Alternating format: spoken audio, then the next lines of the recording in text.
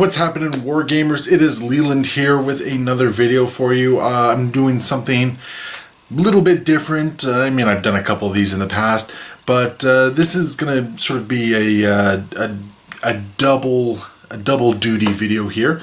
I'm going to be doing a quick unboxing video for you, and I'm kind of looking forward to showing you this. This is something that actually garnered a lot more attention on my Facebook page than I would have figured. A lot of people seemed very interested in this, and I admit it kind of threw me, simply because by reputation, I never realized it was kind of as widely, I guess, loved, accepted, played as it was. That's by no means saying that this is what I'm about to show you. It was a bad game, because I cannot say if it was good or bad. I have never played it, and that is going to lead into what the second part of this video is, and this is going to be the start of a video diary, video blog of basically my adventures into this game as I put it together, as I assemble it, as I paint it, and as I eventually, hopefully, fingers crossed, get it on the table and play it. So I'm kind of looking forward to that. So, without any more hesitation, bring you Lord of the Rings, The Battle of Pelennor Fields. So this is the new box set that was just released in early September. We are about to crack into this and take a look at the contents of the game. So come with me over to my desk. Let's open up the box, see what the models look like, and give it a nice look-see. So as part of this video, I'm going to just be giving my thoughts and critiques on this. And a lot of this, like I said, it's coming into this without any prior experience to the game. So, I mean, for those of you who love this game, be gentle with me. For those of you who don't like the game, I mean, bear with me. Maybe you'll see something here that you'll like. I know for me, because this is very blind, I'm going to give my initial impressions on how the game sort of presents to me. Right off the bat, and while I was doing a little bit of research, I did notice a couple complaints regarding this as well. I don't know if I'm a big fan of the use of visuals from the movie to sort of show off the game. I think from a marketing standpoint, I see where they were going with that. The idea that these, Theoden, the Witch-King, Minas Tirith in the back, they're all very recognizable from the movie, but because this is a miniature war game, I think I kind of would have liked to see a couple of the miniatures on there. Like maybe even if they just substituted, the armies down here for maybe a battle shot of the actual miniatures on there. I think it would have been a little bit better. I think the presentation would have been a little bit more clear on that. But that's neither here nor there. That's just the initial impression. So we're going to give it a quick flip over, and we're going to see. It gives a nice idea of what's in there. I have to admit, one of the things that really did convince me to finally take a look at this, short of some friends really speaking it up to me, the idea of the troll and the Witch-King on it. I mean, the Witch-King, even without me having played the games, the look of the Nazgul and the ring wraiths really appealed to me. I always really dug the look of that. I was always kind of interested. I always kind of flirted with picking up a couple of these models just to paint. The elves of Rivendell, I think, is what they are. Always really interested me as well. Their armor, but I just never pulled the trigger on it. And a big part of that was down to the concerns of the hero hammer complaints that came out quite a bit of it.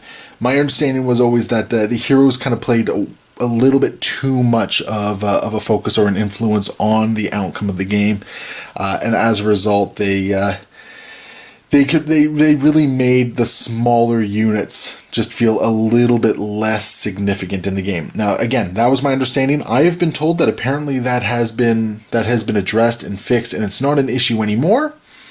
So, I mean, if that's the case, I'm all for it. But enough of me waxing about that. We're going to open up the box. Now, I have already opened it, and I just want to make sure everything was in there, so things are kind of not the way they would be packaged, but I haven't really done a good hard look yet. Let's take that. Let's get that out of the way. We'll do the same with the books. I am nowhere near qualified to talk about the book at the moment. So you know what, I'm going to take a read through that. Maybe I'll make a video of it on my own. Just, you know, how I sort of feel about it in comparison to some of the other game systems that I'm more comfortable and familiar with. But yeah, so there, you know, rulebook. And it looks like, yeah, so scenarios and profiles. So this is always kind of nice. I always like it when these box sets include specific scenarios for the games, just so you can really jump into them. For me, I think this is where a lot of my learning will probably take place. So let's just put that up here. So let's see, what do we got here? So tokens. So this looks like they're tokens for various game states.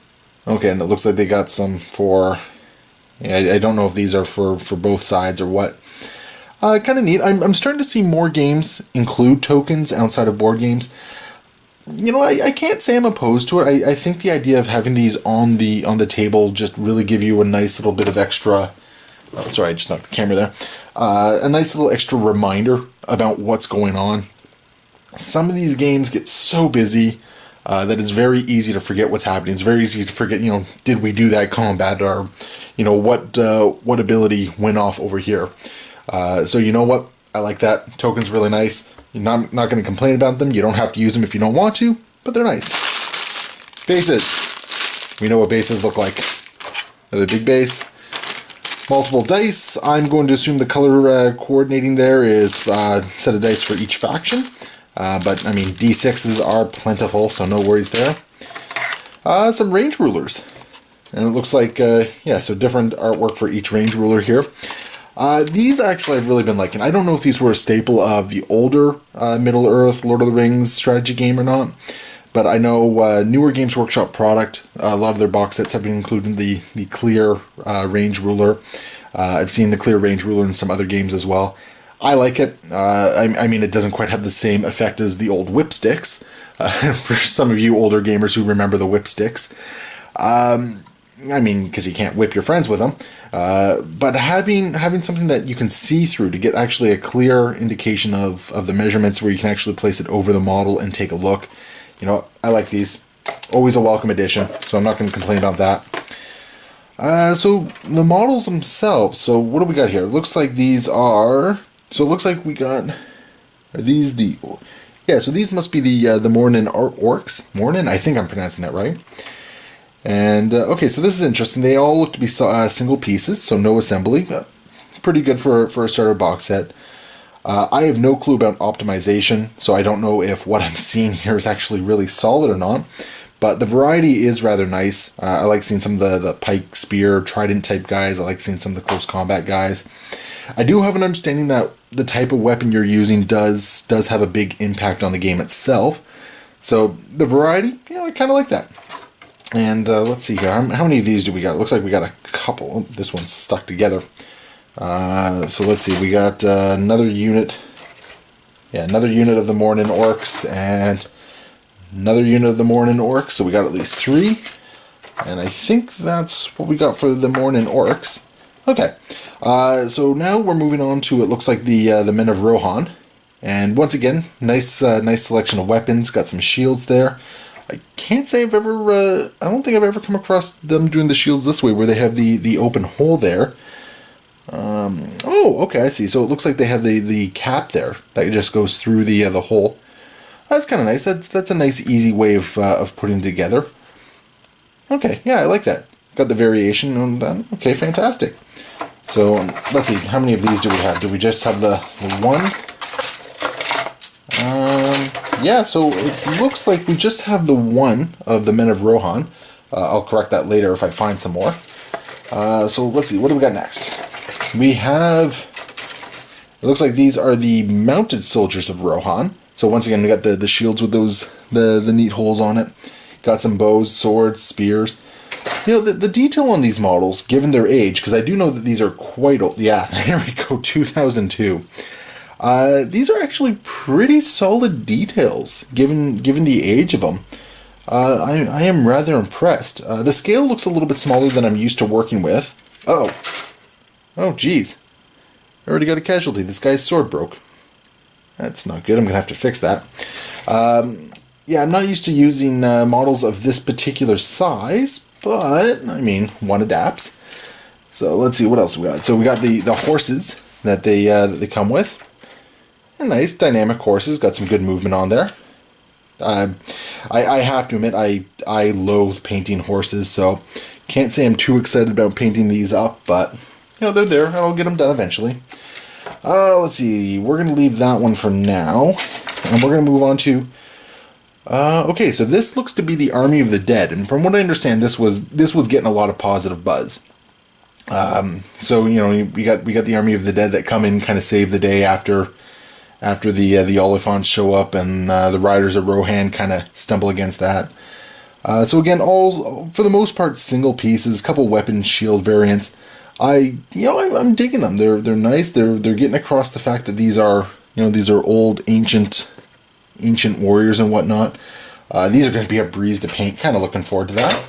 And it looks like we got, okay, so yeah, we got 2 sprues of that. So let's see, that's 5, 10, so 20 of them. All right, awesome. So, okay, what do we look at next? Let's leave the heroes for now, I think. Okay, they have a troll. So we got a Mordor Troll here. And, okay, this is kind of neat. They give plenty of options. It looks like you can give them a drum. They got a couple weapons there. I like the fact that there's a couple different heads. I really dig that head right there. I don't know, even in the movies, I always really liked that helmet. A couple different arm selections, the big shield. Yeah, I like that. I have to admit, I'm actually really kind of excited about painting this guy up.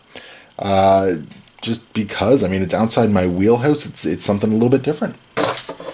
So let's stick with the whole Mordor side of things. So let's see, what do we got here? So now we got the Witch-King Sprue. And, okay, so this is kind of interesting. So the mounted Witch-King Sprue, couple weapon options it looks like. And that looks like it is a... what do they call it? The harness, or whatever it is that you hold on to when you're mounted. That is a nice touch. I don't think I see that on very many mounted models. And oh wow, that is some texture. Let's see if I can get it up here. I don't know how well you can see it, but the texture for the back of the what is it? Is this a fell beast? Whatever the thing the Witch King rides. That is crazy detailed. That's really cool. I wasn't expecting that. And it looks like they got some more of that on the legs as well, so that's really neat. Let's see, we got the rest of the mount here for the Witch King. Nice scenic base, some wings here with some really impressive veining on it. Some more of the texture on it. Yeah, that's really cool. I'm looking forward to putting that together. And then the last model, and from what I understand, this is a new model from what I've been told. And from what I've been seeing, it's a very impressive looking model, and that is Theoden, the King of Rohan. And yeah, like look at that. Look at the texture on the barding of the horse. Look at the armor, the scales. That is great. Wow. Okay, that is a really good looking model. I'm looking forward to that one. And then yeah, we have the rest of them here. And it looks like they've doubled up on weapons and shields and whatnot, so we can make sure we can build both a mounted and an on foot. That's really cool. All right. So what do we got here? And okay, so it looks like this is just the instructions on how to make it. Okay, so that is really cool. That is, I mean, that's effectively it. But yeah, so let's just change the camera and give some final thoughts. Alright, so there we go. That is the unboxing for the Lord of the Rings Battle of Pelennor Fields. I have to say, haven't really handled the models before. I'm rather impressed with the overall quality of the models. They all feel like they have a lot of detail. For a lot of single pose models, it feels like there's a lot of dynamic movement to them, which I don't really see a lot with single pose models. Maybe I'm just too used to like single monopose Space Marines or something like that. But really cool. The details on the heroes, the detail on the troll, really dig it. So yeah, this is basically my first step into a new war game here, and well, I can't promise it's going to be a regular weekly occurring video. What I can promise is that as I get some work put together on this, I will definitely share what I experience with you guys. This is kind of cool. I figured try an ongoing project, keeps me honest, keeps me working on some stuff. Maybe you guys will see something you like. Maybe you guys will jump into it. I know in my case, I have the box in my hands now. I'm actually starting to look at some of the other models available for this game. I am resisting the urge to go and buy the rest of the ring wraiths right now, just because, you know, I think it would be really cool to be running all 9 of them. Among other things, it'd be really cool to get, you know, Sauron, and I think if I get into the game, I think regardless of what side I play, I gotta pick up the Fellowship at some point.